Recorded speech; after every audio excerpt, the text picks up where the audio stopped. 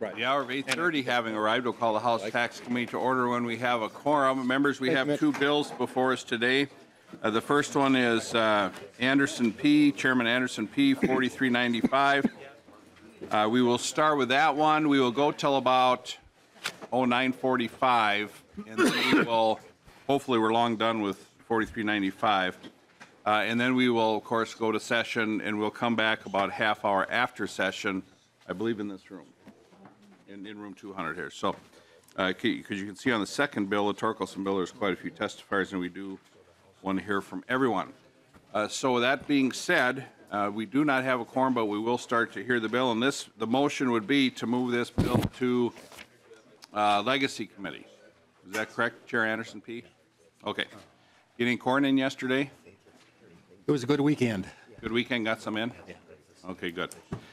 Okay, so with that, I will move House File 4395, and I believe there's an amendment coming around. I will move that when we have a quorum, so we will hear testimony as if we had the bill before us as amended, but we will take care of those logistics in just a bit. So that being said, welcome to the committee, Chairman Anderson P. Do you have the amendment? No, I don't. Let's get the amendment. It's the 8-2 amendment. I believe you talked about this in Property Tax Division, but no official action was taken. Yep. So that's what we're talking about. So with that, to your bill, sir. Mr. Chair, thank you. And members as well, good morning. Thanks for coming in this early Tuesday morning. And yeah, this bill, House File 4395, is an attempt to, in some measure, compensate those that own the land, mainly farmers, for the land that they have to give up that will be put into riparian buffer strips along public waters and along public drainage ditches. Over the past couple of years, we have allocated sums of money to Bowser SWCDs, and for good cause, to help them with implementation and things like that. But the one group we have left out in all of these talks are the actual landowners themselves. And I think it's an issue of fairness that we somehow compensate the farmers or landowners that give up land for the good of the state for buffer strips to improve water quality here in Minnesota. And Mr. Chair, the amendment, the original bill, I had kind of fences around the eligibility of those who could qualify for this payment, this annual payment of $50 an acre. We had buffers installed between 2015 and 2019. And it was felt that there were other buffers in place before that that would also qualify for the state's buffer requirement for water quality. So the amendment kind of opened it up to other acres that had been in buffers previously. And with that, the problem started in terms of coming up with an accurate acreage number as to how many acres of buffers actually are in place already that would qualify for this buffer payment. The original bill, the acreage was pared down to about 90,000 acres, and the cost was dropped to about $4 million. But now with the amendment onto the bill, the latest revenue note came back in at about 300,000 acres and a cost of between $12 and $15 million a year. And I understand the difficulty in trying to come up with an acreage number, and therein lies the problem in terms of how much do we allocate for a program like this. And I question some of these numbers. We're looking up a 2015 study by the DNR, and they had cultivated riparian acres and then those that were not cultivated. And since this bill called for land that had been categorized as A2 farmland, I would tend to think that the acreage number would be smaller than this estimate. But that is what it is right now, Mr. Chair, and the cost is at that $12 million the first year in 2019 for this program. And I believe there are a couple of testifiers who want to talk about on the bill, Mr. Chair. We could hear those now. Yes, we certainly will. Then we'll go to member questions. We're just one short of a quorum, so we will be breaking into whoever is testifying to get us actually on the record. So with that being said, let's go to Amber Glazer, Minnesota Farm Bureau. And by the way, Chair Anderson P., I really like your bill and how you've got this structured. I think it's brilliant. It's for about clean water. But with that being said, please state your name and who you represent for the record, please. For the record, my name is Amber Hansen-Glazer. I'm the Director of Public Policy for Minnesota Farm Bureau. Welcome to the committee. Thank you, Mr. Chair. Minnesota Farm Bureau supports HF 4395 as written. We appreciate Chair Anderson's leadership in helping to address the property tax treatment of ag land that has been removed from production to comply with the 2015 buffer law. This bill takes another step towards making the buffer law workable for farmers. Buffered acres that have been taken out of production are still assessed at ag land rates, which assume the property is still generating income from crop production. This $50 an acre credit would help to provide some sort of tax relief for those farmers not enrolled in other programs such as CRP without shifting that tax burden onto their neighbors. Thank you, Chair Davids and members of this committee for taking the time to hear this bill. And on behalf of the more than 30,000 Minnesota Farm Bureau families, I ask for your support. Okay, thank you very much. Questions to the testifier? Okay, I have Mr. Tom Peterson, Minnesota Farmers Union, next. Welcome to the committee. Mr. Peterson, please state your name and who you represent for the record, please, sir. Mr. Chairman, members, my name is Tom Peterson. I represent the Minnesota Farmers Union, and we too are here to speak in favor of House File 4395 and thank Representative Anderson for putting this legislation forward.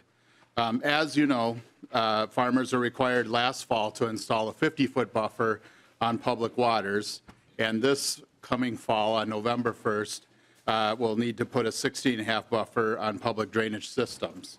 And it's my understanding too, last year, I think this is kind of interesting, we had a waiver system in place too, just as a FYI, and somewhere between 2,500 and 3,000 landowners did apply for a waiver and couldn't get that buffer in. One of the pieces when I asked why did all the people apply for that was compensation, and looking at they wanted to get into a program like CRP or CREP or look at some other kind of piece.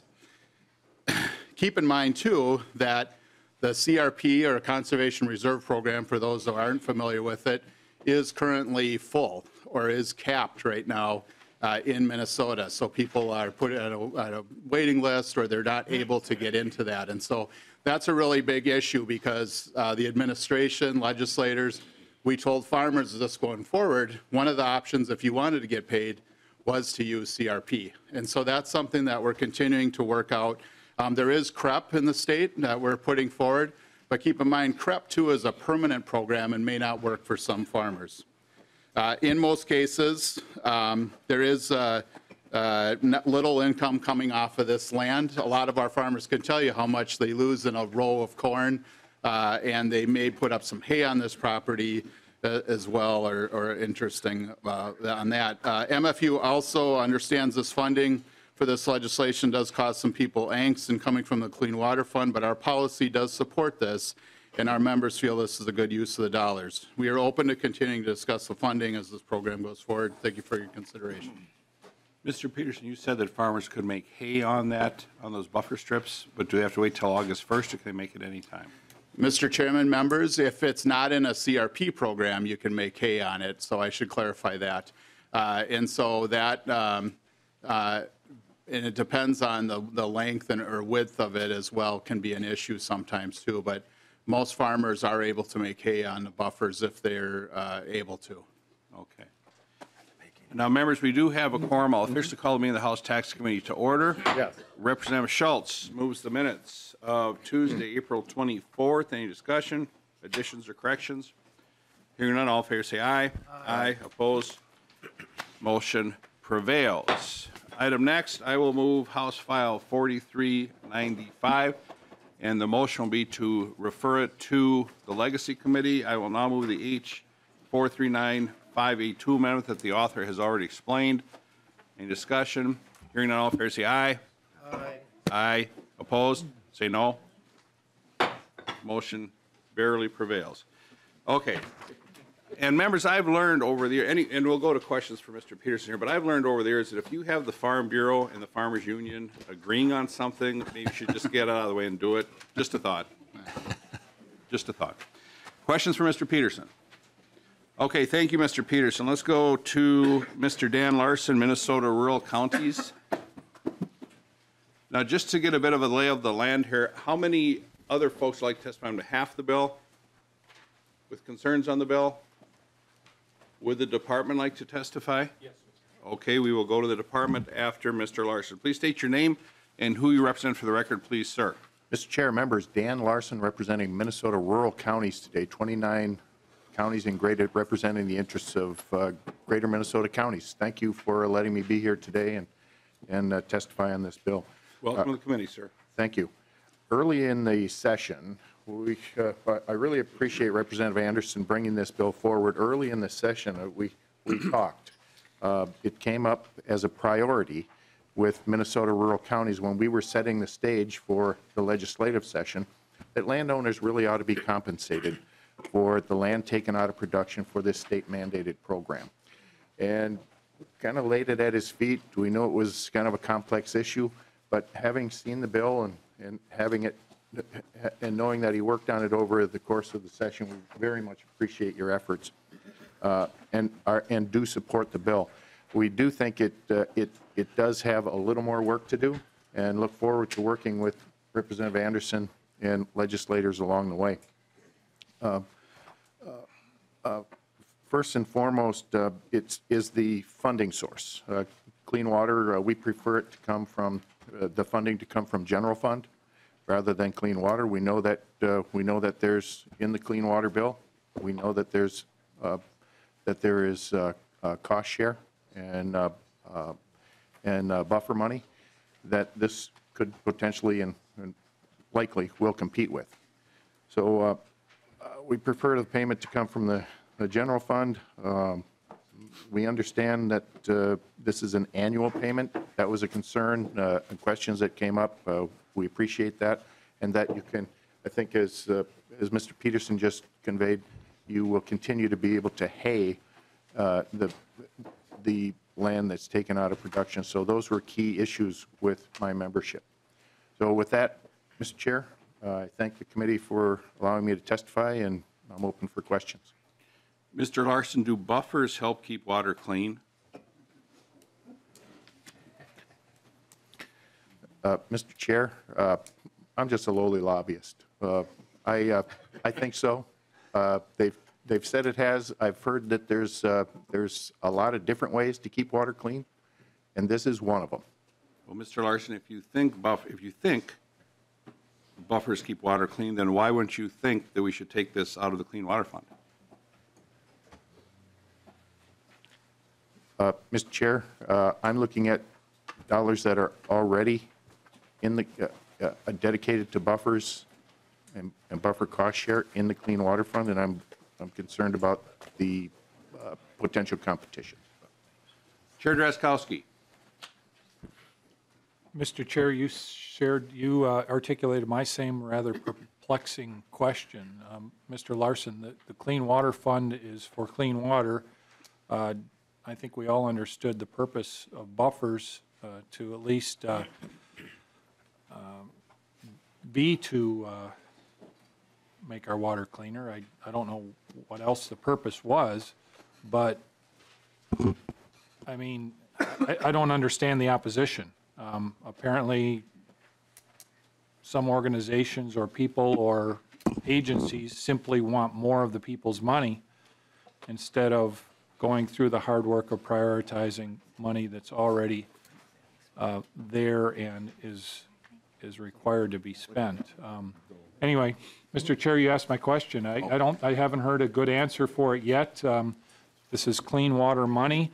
The stated purpose of the unconstitutional taking that has happened thus far has been to make our waters clean. It would seem to me that if we're going to provide funding for it, it should come from the Clean Water Fund. Thank you, Mr. Chair. And Chair Drazkowski, all I can think is great minds think alike. Representative Petersburg. Thank you, Mr. Chair, and I'm going to talk basically on the same line because that was the questions I was going to have earlier. If the Legacy Fund, the Clean Water Fund, was to find some land along a lake or something that they wanted to use to protect clean water and to purchase it, wouldn't that take it off of the tax rolls, and wouldn't that be used for purchasing and doing that land? And so my question is, if the buffers had been directly purchased by Clean Water, would you have an objection? And if so, why would this be any different? Mr. Larson. Mr. Chair and members, let me clarify, please. I understand the line of questioning that's being directed to me at this point. This is not opposition, please. This is a preference. So let me recast what I'm saying, if that helps. Representative, to your question, yes, I think so. Representative Petersburg? I guess enough said at this point. Thank you, Mr. Chair.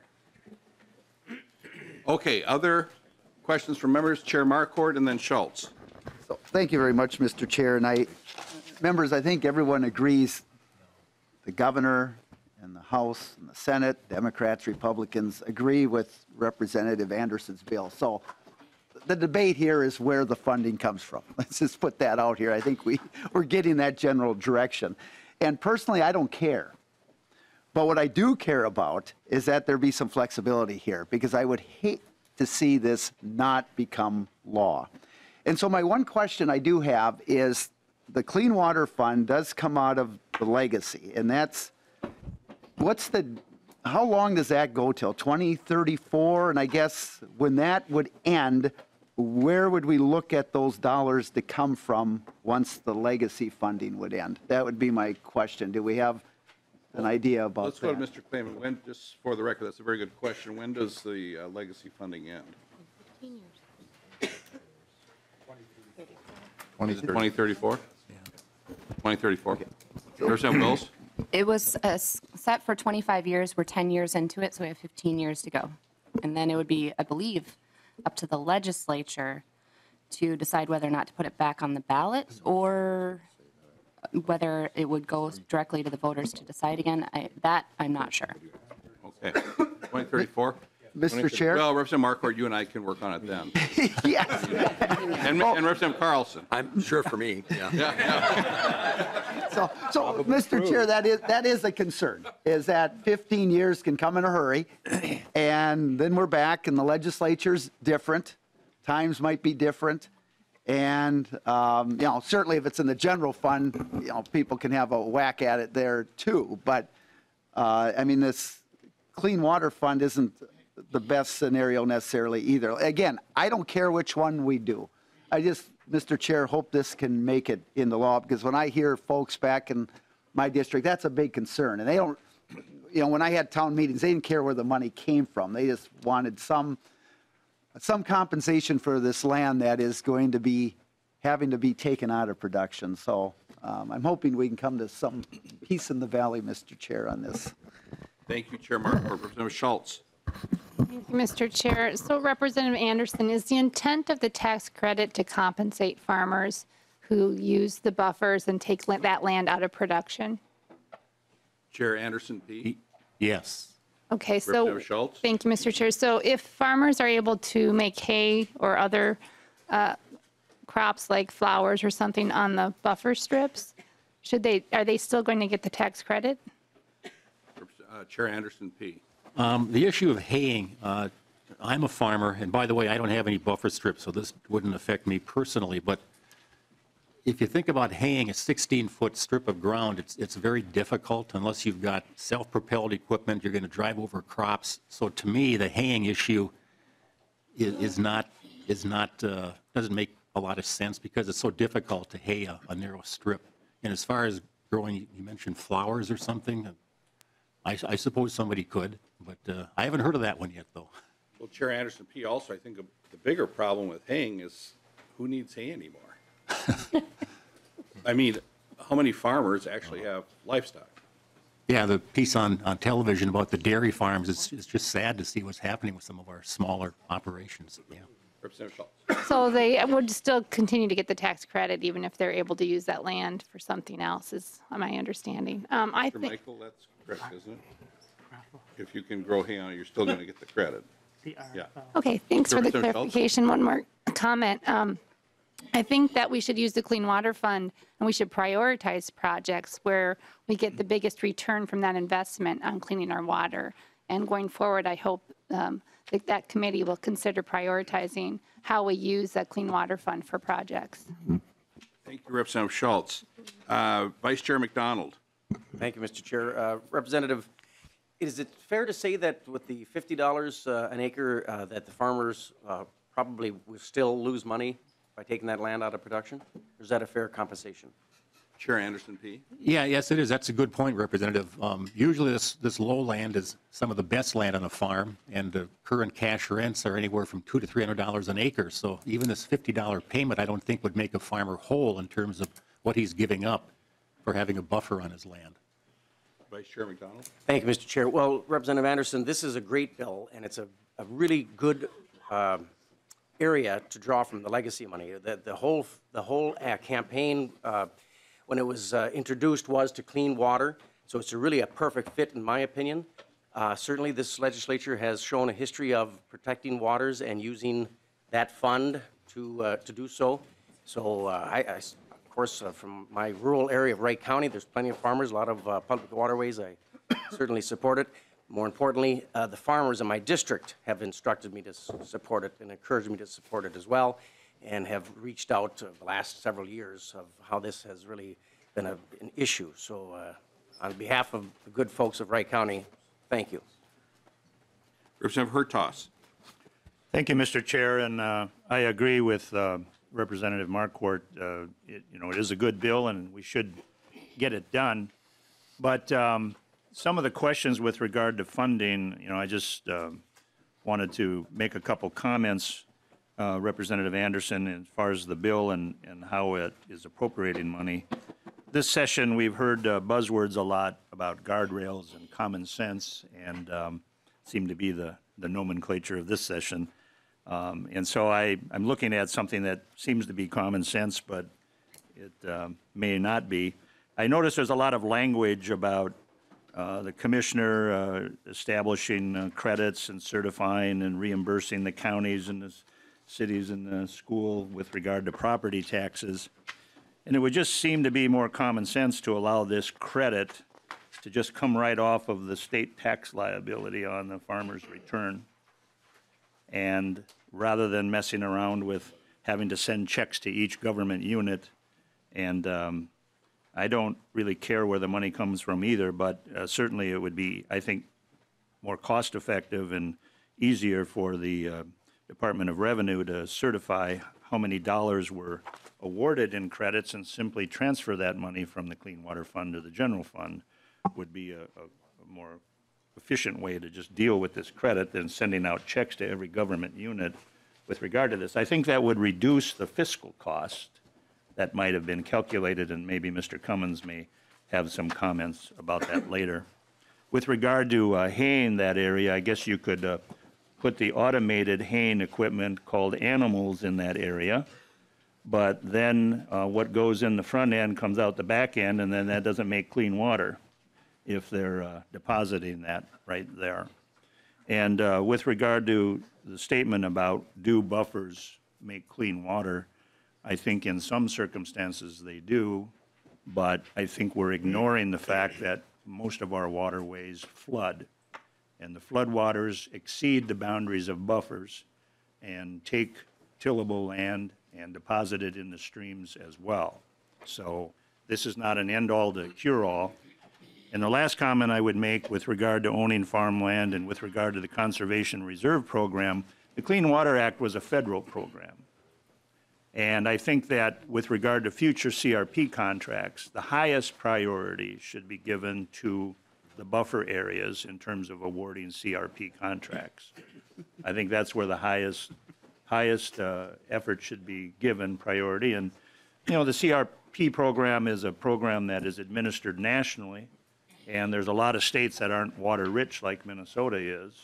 And so maybe the rules might be different in Minnesota versus that in Oklahoma. But nonetheless, highly erodible land, hell land, Representative Anderson, you're familiar with the farm nomenclature. That is land that is supposed to be given a priority to take it out of production so that it doesn't pollute. And these buffer strips should also rank high in that priority, in my opinion. Thank you for the bill. Okay, I've got two more folks on. Is there anyone else who has questions for Mr. Larson? Otherwise, we'll get to Mr. Cummings up here. Mr. Larson. Mr. Chair, Representative Hertaus' comments on streamlining the payment process is an important one, and one that I neglected to say when I was framing out my testimony. I did hear comments from auditors that I spoke with that said the process is a little cumbersome. And so I just want to get that in before I leave. I appreciate it. Just think how cumbersome it'll be if we don't pass a conformity bill. That'll be double, that'll be bad. Okay, let's bring Mr. Cummings down here. We've got two more folks, two more legislators for questions of the author, and then we'll go to the department. Representative Loeffler.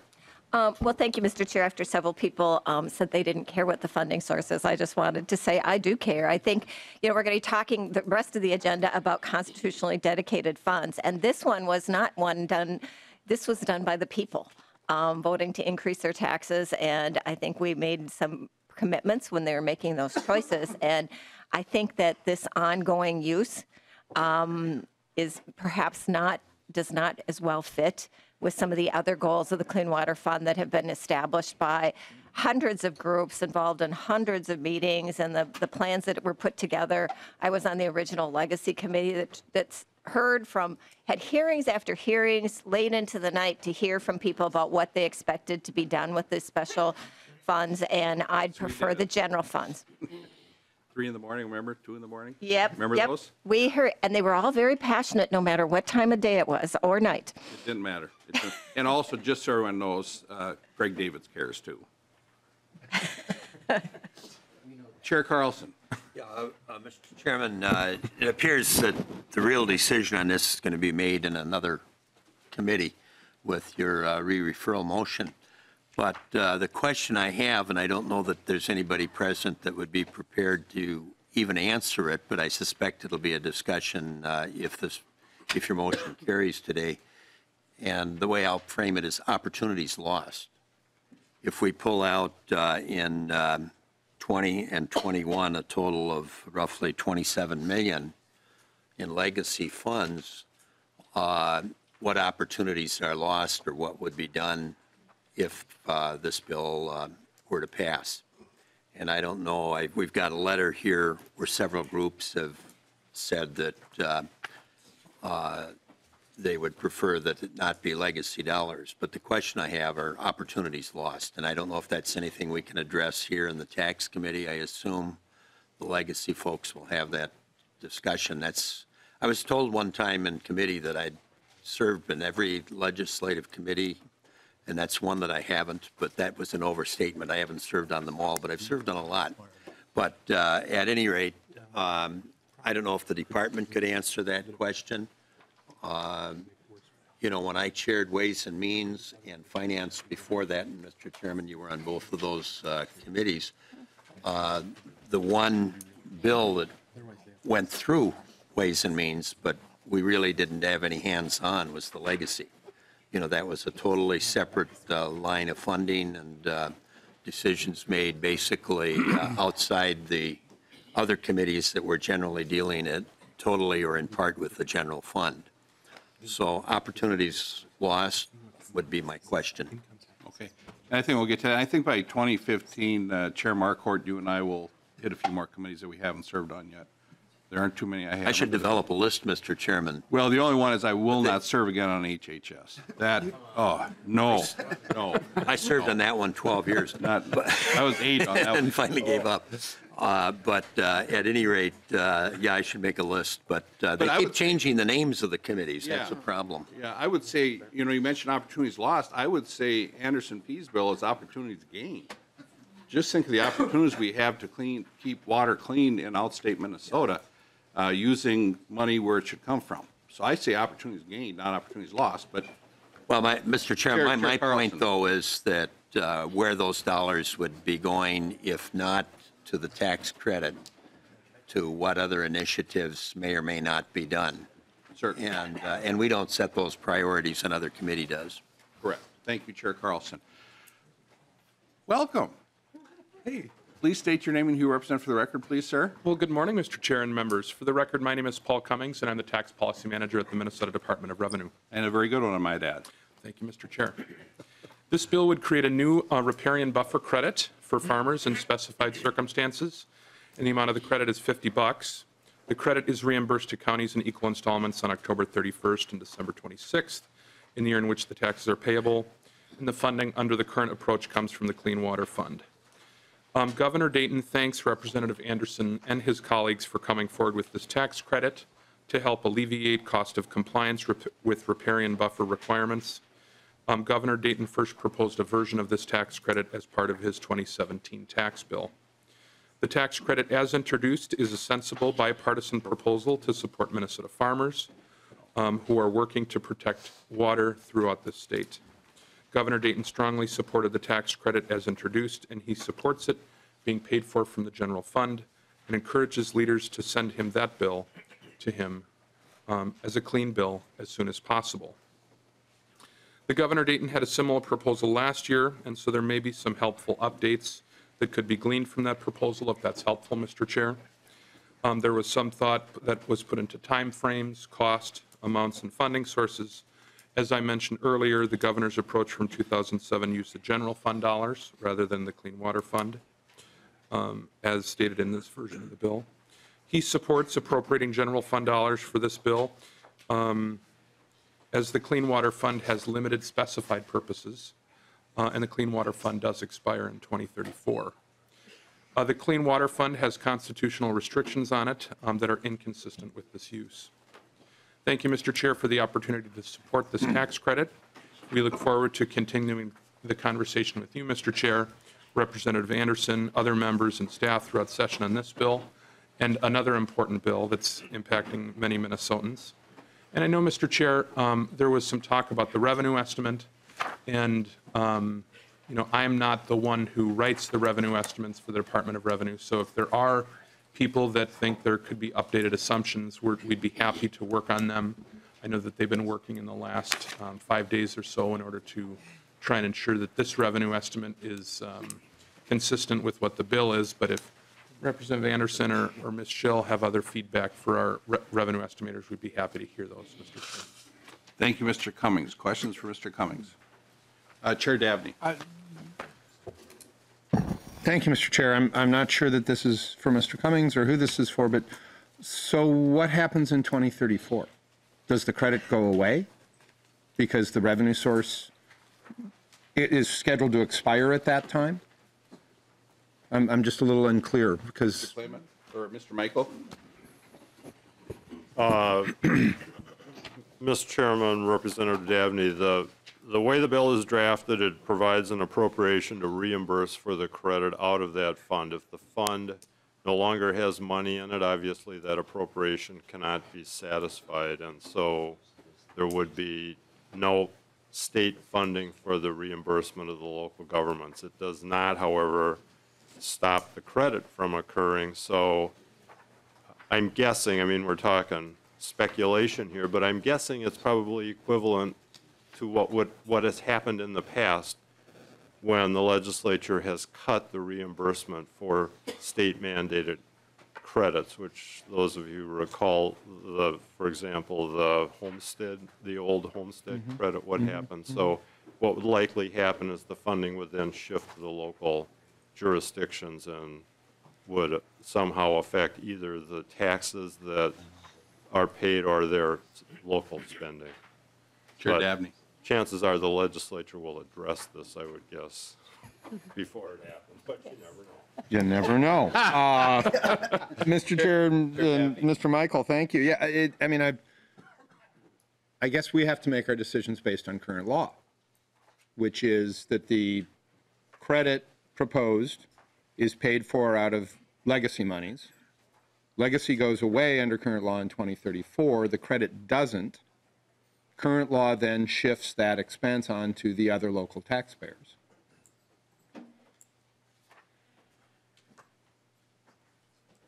So it does it might just matter where it comes from. Duly noted. Thank you. Chair Draskowski. Thank you, Mr. Chair. Well, I found that comment kind of interesting in light of the fact that Representative Dabney, if you're still here in 2034, I think you'll be taking the lead on renewing the legacy amendment. I fully expect that. So I find that comment rather interesting. But my question actually is for Mr. Cummings.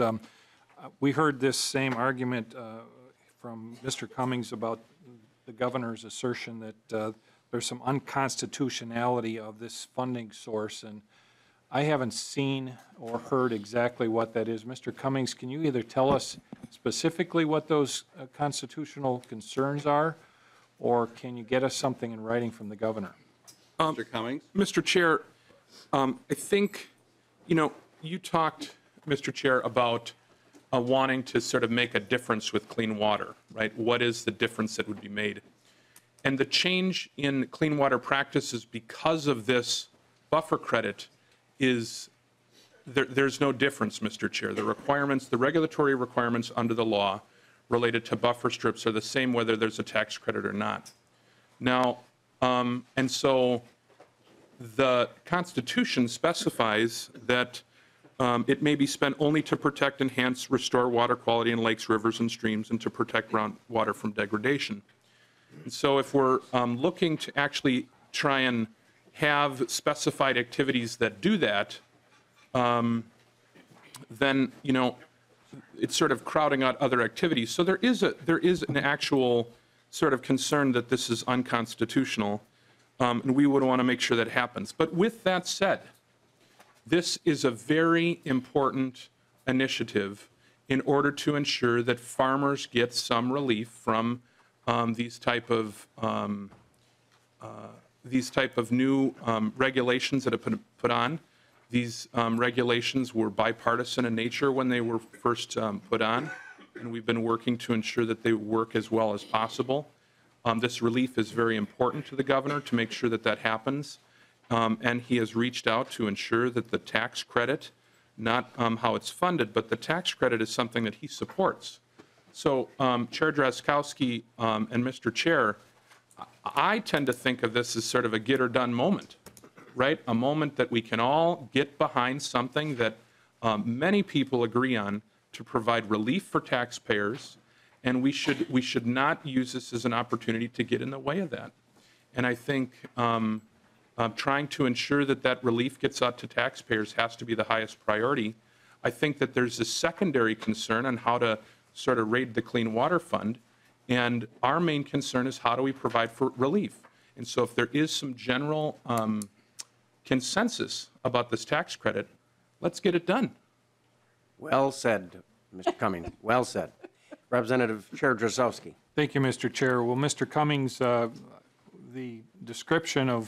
description of what the governor's constitutional concern here rings rather empty.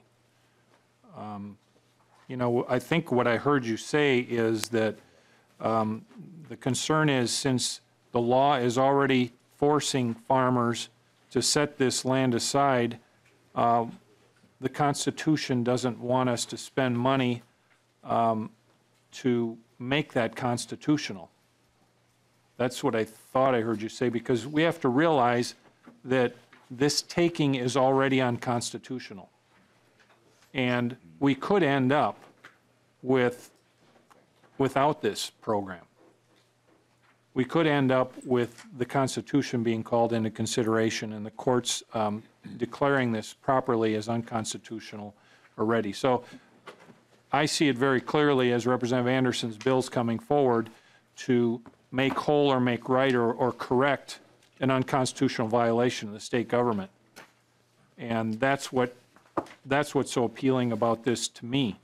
But the argument, at least that you've articulated so far on behalf of the governor, rings very, very empty. So Mr. Cummings, if you have or could get for us in writing directly what the governor's constitutional concern is about the Clean Water Fund, I'd really appreciate that.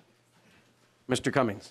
Well, Mr. Chair and Representative Drazkowski, I think we do disagree that there is an unconstitutionality issue related to the underlying buffer program.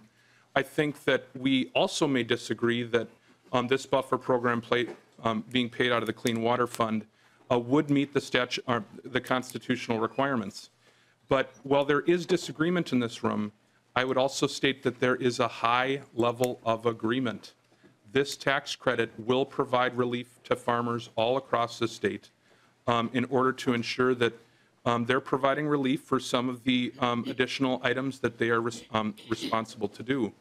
And so, if we are all saying this tax credit is something that we find value in, it's something that we want to do We think that we should provide this relief to farmers. We should find a way to get this type of sort of state dollars out to farmers, finding a way to do that. Now, providing that relief in the general fund is something that we can do. So I'm hoping that we can get a clean bill, the bill as introduced, paid for by the general fund, and sent to the governor as soon as possible. The governor's asked for it as a clean standalone bill, and I think that would be a great victory for many of the people that we're all seeking to provide relief for. So while there may be some disagreement in this room, I would just try and assert that there is quite a bit of an agreement. And when there is agreement, I think that we should just sort of say, how can we get it done, Mr. Chair? Very good. Thank you, Mr. Cummings. Chair Drazkowski. So I don't want to belabor this too much, Mr. Chair, but Mr. Cummings, you didn't answer the question. Can you get the committee in writing what the governor's concern is constitutionally about this funding mechanism? Can you or can't you? Mr. Cummings. Mr. Chair, I provided that concern in testimony. I mean, we can, I'm not sure that we would be sending over a legal brief, Mr. Chair, but I will just restate that we do have a constitutional concern here, so. And remember, members, we cannot say in this committee if something is constitutional or not constitutional because we don't have wigs and black robes. Chair Drazkowski. Mr. Chair, it was a yes or no question. I mean, can Mr. Cummings get us in writing what the governor's concern is about the constitutionality or unconstitutionality of the Clean Water Fund being used to fund a project for clean water? Mr. Cummings. Mr. Chair, so I just want to be clear that I have provided a concern that I have heard about the constitutionality. I have described that concern. If you wanted to see that concern drafted out, we'd be happy to do that. If the committee wants a legal brief, I'm not sure what providing sort of a legal brief of something that could be going to litigation. I'm not sure what that would serve, but if it would be helpful for Chair Drazkowski to see a copy of my testimony, I'd be happy to provide that. Chair Drazkowski. Thank you, Mr. Chair, and thank you, Mr. Cummings. Look forward to that. Thanks. Chairman Garofalo. Thank you, Mr. Chairman, and thank you, Representative Anderson. Mr. Cummings, if we transfer the cost of this to the general fund from the Clean Water Fund back to the general fund, wouldn't that mean there's less resources available for healthcare, education, and the environment? Mr. Cummings. Mr. Chair, in terms of, I think around here at the legislature, Representative Garofalo, excuse me, at the legislature, this is about trying to set priorities, about what sort of priorities that we can have. And, the governor really believes that Representative Anderson's bill, as introduced, paid for by the general fund, is a priority. Trying to provide relief to farmers all over the state who have taken many difficult decisions in order to ensure that they are inserting buffer strips into their land is definitely a priority. It's something that the governor wants to see. This is, as I said, Mr. Chair, this is sort of a get-her-done moment. It is something that we can do, and I think, to your point, this is a priority. So sending him that bill as a clean bill paid through by the general fund as introduced is something the governor would surely like to see, Mr. Chair. Chair Garofalo. Thank you, Mr. Chairman. Mr. Cummings, well, in the governor's State of the State, he ridiculed those of us who wanted to use the general fund to pay for things like roads and bridges. I mean, he actually mocked us for it, and there's been steady opposition from the left on that proposal. In fact, we've got I look at the list of testifiers, we have I think the entire education industrial complex set to testify against the constitutional dedication of the transportation bill from Representative Torkelson. So why is it that the general fund being used for roads and bridges is this assault on the education system of Minnesota, but when we transfer clean water costs, when we take it and we suggest the same thing for clean water, that it's okay? What's the difference? Mr. Cummings. Mr. Chair, Representative Garofalo, I think that we have a strong tradition and a practice of paying for transportation costs from designated accounts from the gas tax and other types of revenue sources.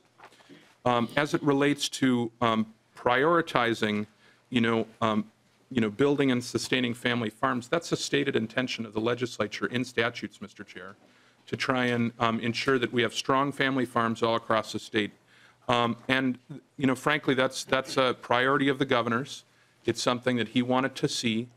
And it has been a long priority in order to ensure that we have family farms all over. This was a strong part of his budget in the past in order to ensure that we have strong family farms. It's a stated intention of the legislature. And I think, Mr. Chair, as I've stated, while there is some disagreement, there is very much agreement about having this tax credit. So the governor is hoping that we can find a way to to come to the places that we do find agreement, to have a tax credit paid for by the general fund as introduced, and get him that as a clean bill, get it done, provide relief to farmers all over the state. And I think that that's something we can do. Chairman Garofalo. Well, Mr. Chairman, maybe we should just cut out the middleman and compromise and use the legacy funds to pay for roads. Maybe that's the compromise position, so. I'd vote yes on that. Yeah, thank you, Mr. Chairman. Okay, thank you, Chair Garofalo. Now, just logistically here, we have, I thought everything had been said, but not everybody said it, I guess. We got a lot of folks left to go here on this one, and then we got a ton of folks on the next one. So just looking at the clock, we're going to recess, and make sure that I say recess, at 9:45, and then we'll come back a half hour after session to this room. But of the folks on the next bill that wish to testify, has anyone driven over 50 miles from St. Paul? I'll be here all day, though. Oh, you're here anyways? Okay. Anybody else? We want to accommodate because we could probably get those folks on before we go to the floor. Okay, so, and for the folks on the next bunch here, we didn't have any time limits on this bill, but we're going to time it about 2 minutes. So if you have a 15-minute speech, pull out your 2-minute speech. And I know you're very professional folks, you can get that done very eloquently. Chair Carlson. Yeah, Mr. Chairman, just a couple of quick comments. I'll try to keep it to a minute. The legal question probably should be or could be posed to the Attorney General in terms of the legality. But something I want to point out, for a short time I was the original author of the buffer bill. And then being in the minority, it was taken over by the majority at the time, and I became the second author. So I'm only pointing that out because I think we have a real issue before us. My earlier comments were really only the source of funding. I think we have an issue we need to resolve relative to the buffers. And my question of you, Mr. Chairman, or perhaps one of the fiscal people here, where do we stand with your tails target? We didn't talk much about that in committee because that's said informally.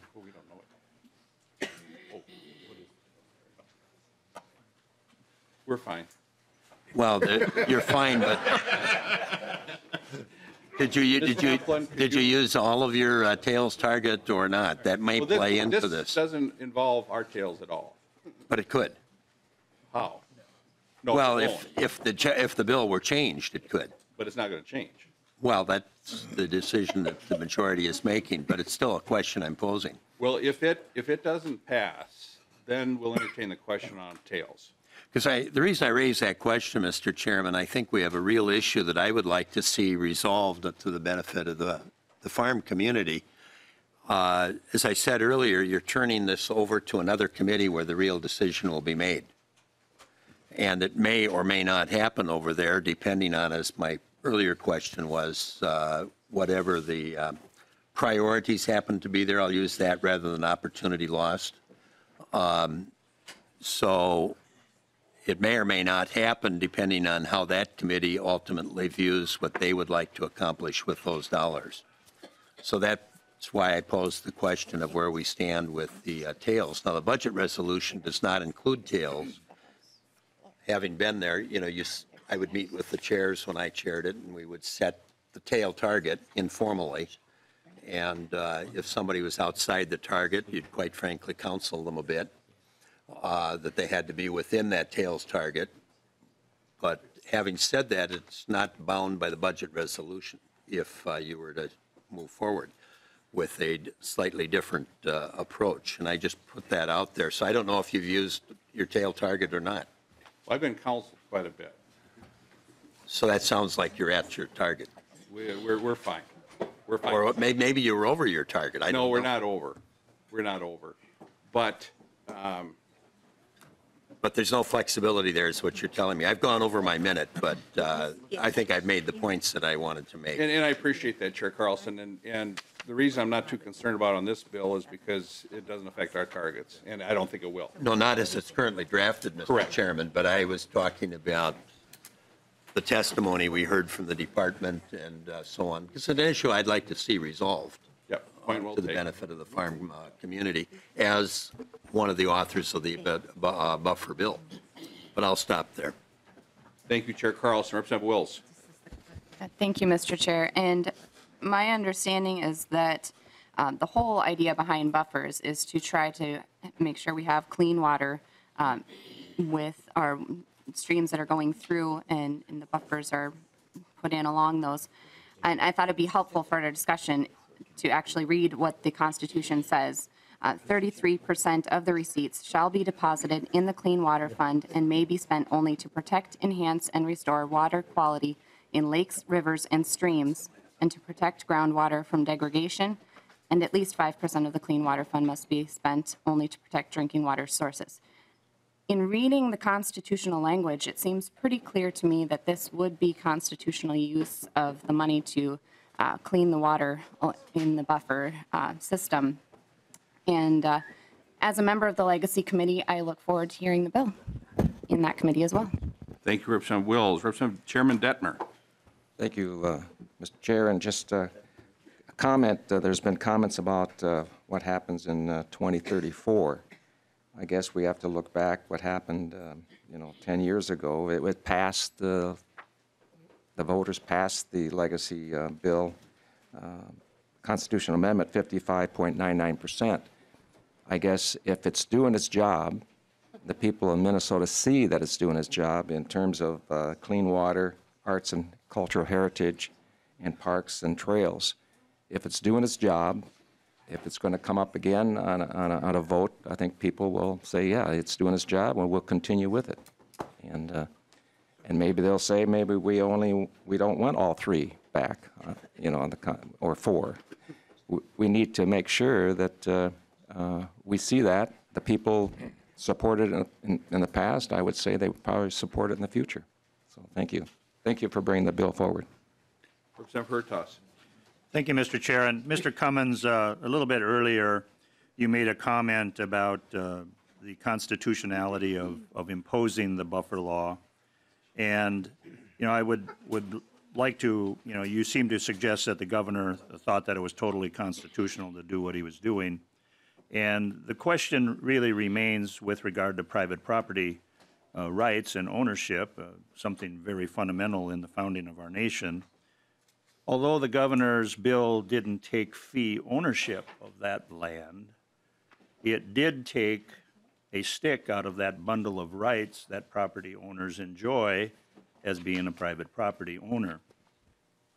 So the constitutionality question is whether or not just compensation has been provided. And $50 an acre, whether that's just or not, is not the question. Now we're going from uncompensation to some compensation. I think that's a step in the right direction. But to suggest that that's okay would be analogous with saying anybody who owns an apartment building or a rental property, owns commercial property, that it's okay for you to own and maintain the property and pay the taxes on the property, but you're not entitled to the rent of that apartment building or that commercial property. That's really the crux of the issue here. And the loss of income from being able to use that land, consistent with those sticks in that bundle of rights that comes with fee ownership, is central to the issue here. So I think we're moving in the right direction, but whether or not it's just compensation is still debatable. Thank you, Representative Hurtas. Representative Petersburg, and then that's the last person on my list, and I think we'll vote unless there's any questions. Representative Petersburg. Thank you, Mr. Chair. And Mr. Cummings, I heard earlier, I think what the real crux is, and that is, it appears that the department and the governor believes that the buffer strips were part of growth and economy in the farm community. I want to reiterate that this bill and the buffer bill is not about farm economy. It is not about farm profitability. Not one farm did they have their profit improved by the riparian buffer strips. That was a loss to every farm here.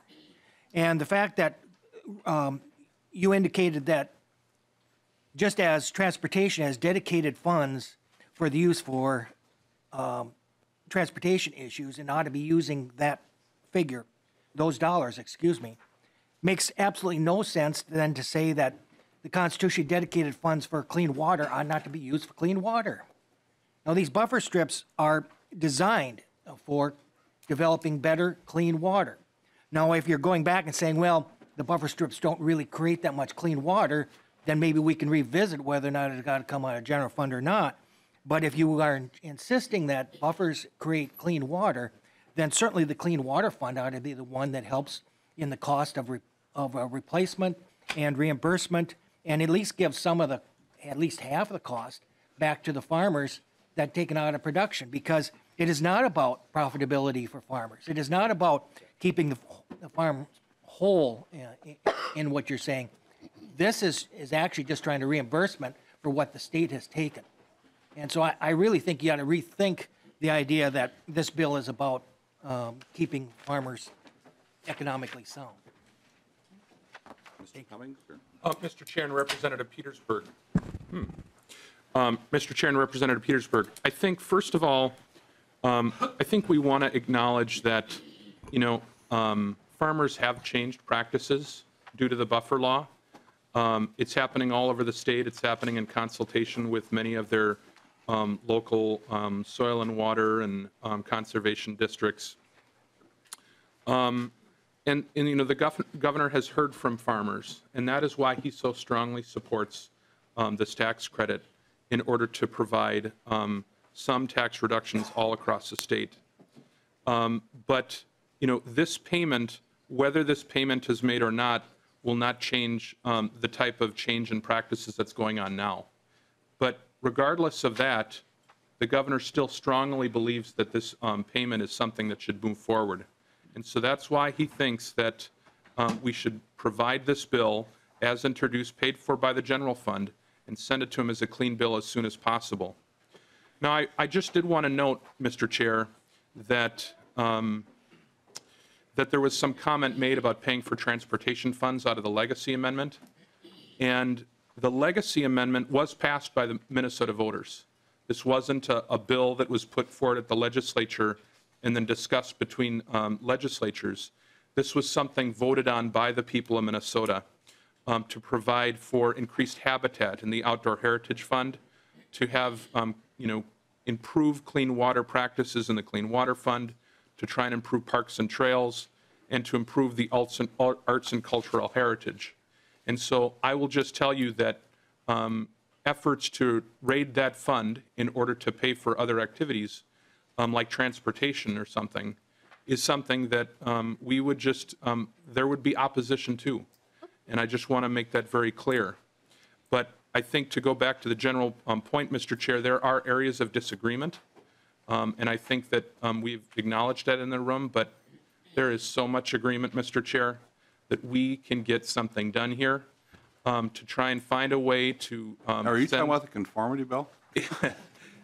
This bill, Mr. Chair, as introduced, paid for by the general fund, is something we can all get around. Sending this bill to the governor as a clean bill is something that the governor really would like to see. I'm sorry, Mr. And there's a lot of agreement, mixed up. Mr. Chair, on the It was- conformity bill, Mr. Chair. It was 4395 we're on. I was thinking 4385. So just 10 bills off. Not bad. Representative Petersburg, then I think we'll go to a vote. Any follow-up? I'll just say, this is a clean bill. It's not the direction he wants, but that doesn't make it a dirty bill.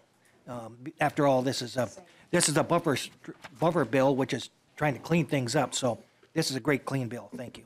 Would you like to wrap it up, Chair Anderson P.? Thanks, Mr. Chair. Just a couple of comments. I want to see this get done also, but in fiscal year biennium 2014-15 clean water funding was $182.5 million. In years 16-17, $228.3 million, and in 18-19, $201.4 million. So there is funding available in the Clean Water Fund. And just a last clarification, Mr. Chair, this bill, when it came out, has always had funding on page 3, line 13, coming out of the Clean Water Fund. I want to make that clear. That's always come from that fund. Originally, the governor said he supported the bill, and then a few days later kind of pulled back on his support, I assume because of where the funding was going to come from, but originally did say coming out of the Clean Water Fund. With it, Mr. Chair, thank you for the talk this morning and the debate, and I hope this bill can move forward. Thank you. And thank you, Chairman Anderson-Peen. Thank you, Mr. Cummings. Let's get this controversial bill off the deck here, and we'll get into one less controversial. So with that, I'll renew my motion that House File 4395 as amended be referred to the Legacy Committee. All in favor say aye. Aye. Aye. Opposed say no. Motion prevails.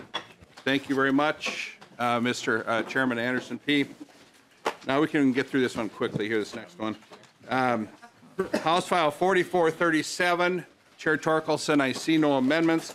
And members, we do not have possession of the bill at this time. We will after session. So we're going to talk about it as if we had it, but we can't even move it right now, Representative Torkelson, because we don't have it. But we will after a bit here yet today. So with that, let's go to your bill then, just so the testifiers can get ready for their 2-minute presentations. I have a Ms. Kelleher, a Mr. Amoroso, and then a Mr. Kroonquist will be the first 3, and then we'll go to Nan Madden after that. And we are going to be breaking up at 9:45 to go over to floor session. And again, members and everyone in the audience will be back here at 1/2 hour after adjournment. Welcome to the committee, sir, and I will be moving your bill when we have it. To your bill that we don't have, Chair Torkelson. Thank you, Mr. Chair, and it's a pleasure to be back in the Tax Committee hearing. I haven't been here for a while, and it's also a pleasure to actually just sit and listen to a lengthy buffer conversation, which I didn't have to take part in. That was quite enjoyable to hear everybody else talk about it, and I could just sit back and enjoy the repartee. I noticed you're smiling back there. I was. Well, I won't go any further with that. Thank you, Mr. Chair. House File 4437 is a constitutional amendment to dedicate sales tax generated by auto parts and repairs to transportation and put that in the Constitution. Article 1 of the bill is the constitutional language, and it also includes the title and question that would be on the ballot in this November. I would just point out in Article 1, in the language that goes in the Constitution, that's in Section 14, that we are recognizing that there's this crossplay between legacy and the sales tax, and we want to make sure we don't violate that legacy situation because we want to make sure every dollar for buffers is available. I knew I could work it into the conversation somewhere. Article 2 of the bill is the statutory language that would have kind of the nuts and bolts of how this would work into the future. And I would just remind members that Article 1 of this bill cannot be vetoed by the governor. Article 2, however, would be subject to a veto by Governor Dayton should he so choose. I'm sure he wouldn't because it's such fine language, Mr. Chair. The Article 2 of the bill includes exactly how the funds would be distributed. The big change here from other proposals that we are committing 4.5% of these dollars to small cities, and the other 95.5% goes to the Highway User Tax Distribution Fund. And the portion of that goes to the Trunk Highway Fund then falls into a new account called the construction account. That account is dedicated to construction of roads and bridges across the state of Minnesota. Then as we go through the bill towards the end, it describes just exactly the source of this revenue. Mr. Chair, we will not be counting pennies at the local Napa store. This amount of funds going into this is based on an estimation made by the department, and we're requiring them to revise that estimation every 2 years. Finally, in Section 5 of the bill, we do have the phase-in. Right now, and perhaps this is a good time to turn to the spreadsheet, Mr. Chair, because I'm going to try and stick mostly to the tax issues here, and it does get a little bit complicated. If you have a copy of the spreadsheet in front of you, I'd first draw your attention to line 7 of the spreadsheet. That is the current dedication, statutory dedication of these funds to transportation. In the current biennium, we are dedicating a fairly small amount, just over $100,000.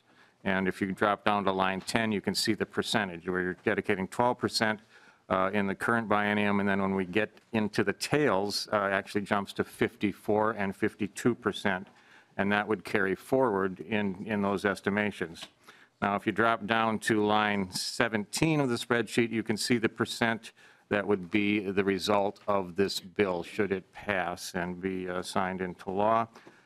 So we stick with the 2020 allocation of 54%, but then we step in with the increases spread out over 5 years, going from 60 to 70 to 80 to 90, and finally to 100% of this being allocated in 2025, fiscal year 2025. If you're interested in the amount of dollars available, look at line 18. That estimates the amount of money that would be dedicated by this legislation. Of course, it's based on current sales tax collections. There's also a chance that can go up or down, but with the fine economy here in the state of Minnesota, we expect it to go up over time. With that, Mr. Chair, I think I've kind of covered the, I would just point out that because of that statutory language, in my transportation bill, we have language that actually eliminates that 52% and going forward in the statutory language, so that we don't double dip for small cities. We don't want, I love my small cities. I'd love to give them twice as much, but that's not the intention of this bill. If the constitutional amendment passes, then that statutory allocation to small cities actually is taken out through the language in the transportation bill. I think I've covered most of the highlights of the bill, Mr. Chair, and with that, I'd stand for questions, or happy to listen to my friends that will be testifying. Yes, and before we get any questions, I think what we'll do is, and we will have plenty of time for questions, but I'm going to, remember who I said was on the list in what order? Remember that? Forget it. Because we do have some folks that do have commitments this afternoon. Now, don't all raise your hand and say, I got commitments this afternoon. We've got a little time for some folks here. Is there anyone, I have 2 people on the list that can't make it this afternoon that I'd like to get on the record. Is there anyone else that would be in that category? Ooh, this is going to be kind of tight here. Okay, let's go to Mr. Hausladen first, and then up is Mr. Kevin Toma. Is he here? Oh, he's not here, okay. Okay, so we'll go to Mr. Hausladen, 2 minutes, and then who's the person over here? Okay, and then we'll go here, and then we'll go over here. Appreciate it. Try and accommodate folks so they can get back with their lives. Okay, so with that being said, please state your name and who you represent for the record, please, sir. Yes, good morning, Mr. Chair. My name is John Hausladen. I'm president of the Minnesota Trucking Association, and I am here to testify in support of the constitutional amendment to dedicate the full auto parts and repair sales to improving roads and bridges. Trucking is the lifeblood of Minnesota's economy. 78% of the state's manufactured goods travel on truck. Turkeys from Wilmer, windows from War Road, computers from Rochester, and yes, if you got it, a truck brought it. And 68% of Minnesota communities rely exclusively on truck transportation for everything that goes in and out. No rail, no air, and no water. To keep the trucks moving and our local economies thriving, we need to maintain and grow our system of roads and bridges. We believe constitutionally dedicating the full auto parts and sales tax is critical to meeting our future needs. We urge you to vote yes for roads and support this constitutional amendment. Thank you, Mr. Chair. Thank you, Mr. Hausladen. Could you please join us and state your name and who you represent for the record, please? Good morning, Chairman Davids and members of the committee. My name is Louise Duffy, and I live in St. Louis Park. I work at Texas Terrace Care Center in St. Louis Park and have for the past 27 years. I'm testifying on behalf of my union, SEIU Healthcare Minnesota, in opposition to this bill. SEIU represents 35,000 healthcare workers across the state in hospitals, clinics, nursing homes, and self-directed care. To begin, Minnesota should spend money on a robust highway program, but this bill does not increase the amount of money we have for roads. It just fences off money from other necessary priorities. I share the frustration of the transportation advocates. Year after year, I came here for better nursing home funding. Despite powerful bipartisan support at the end of session, we always seem to fall short.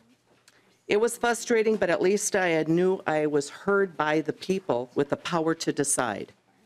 I knew that if I didn't like the result, I could hold them accountable on Election Day. But when you put funding decisions into the Constitution, you take them out of our hands, the people. How do you hold current legislators accountable for something done by their predecessors? Second, I'm not an economist or a demographer, but I know the cost of long-term care will continue to increase and increase at a faster rate. Currently, my mother is being cared for in a nursing home. I am her power of attorney, and I pay those bills every month. I may need a nursing home in the future. Minnesota faces a silver tsunami of people like us and the shrinking pool of workers to provide the care.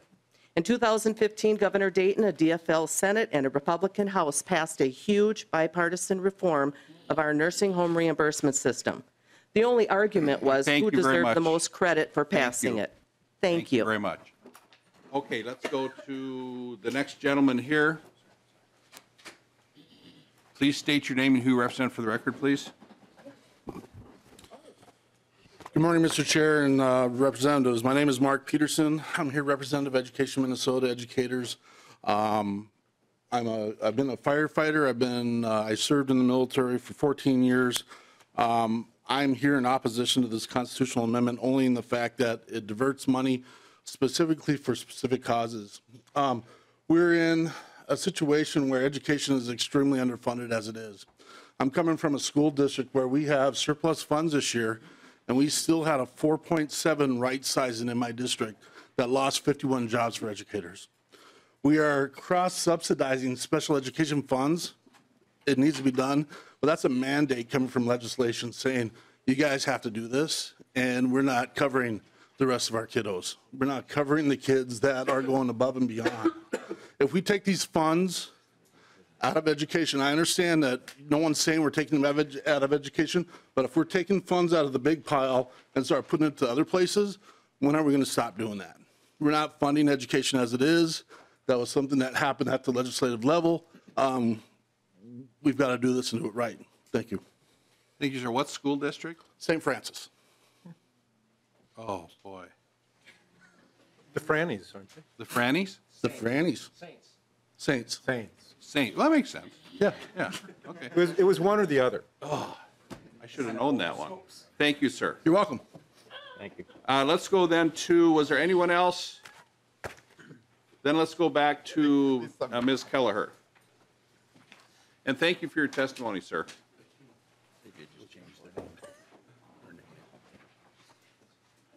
Please state your name and who you represent for the record, please. Good morning, Mr. Chairman and members. My name is Grace Kelleher, and I represent the Minnesota School Boards Association. And you'll be hearing from my colleagues as we go forward, and we sort of build on each other. But I want to start out with Representative Torkelson has a wonderful bill, and we do believe roads and bridges need to be funded. Our concern lies that no, I should just stop there right and get off the stand. If his bill's so good, why do you have concerns? Well, it's you here in the legislature hold the permanent state checkbook. And I want to suggest to you that we can't foretell all the unfortunate incidents or unintended things that happen in the future. And if this constitutional amendment was passed, that would be money out of the state's general fund. So there would be no way to pivot with that money or fund a brand new bridge or respond to a school shooting. You as legislators can do this already. You can put this money aside this year and into the future. before you put it in a lockbox that's just left aside. So we'd like you to oppose this bill going forward. Thank you. You got some more time because I kind of interrupted. I apologize for that. Mr. Chairman, I good? think I've said it all. Good to go? Okay. Thank you very much, Ms. Kelleher. What we will do, members, now is we have the list before us, and hopefully it doesn't grow. I think everybody is on the list that wants to be on the list. And the department, of course, you're always on the list. You're always on my list. Okay. Members, you can leave stuff here. I understand this can be locked up. Don't leave your purses and stuff, but just leave everything here. The pages don't have to really do anything with this. So with that, members, we are in recess until 1/2 hour after session adjourns or call of the chair. Thank you, members and testifiers.